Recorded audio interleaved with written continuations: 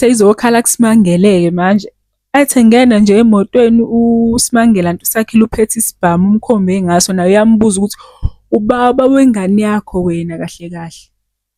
Bese uSimangele nje athi yena nje ukhathele ile nto le futhi nje akamdubule mefuna ukumdubula athi usakile ngiqedile le part. Athi hhayi khululeka safuna senze i-DNA test. Uma ngabe kuwukuthi qinisa akusiyona ingane yami, hhayi sengizokudubula lapho. Hawe ma uyacabanga noma akalungelo laphaya uphansi phezulu phela iy'ndaba zalungelo, ayibo ulungelo ozofiksa iy'nto zakho boy. Naye methi uyamfonela akamtholi obviously because he's been kidnapped yabo.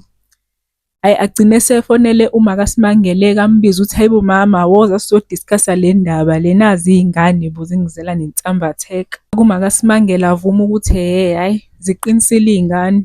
Ngempela uSimangele ungitshela ukuthi ubaba wengane yakhe ulungelo. Tsan tsan tsan.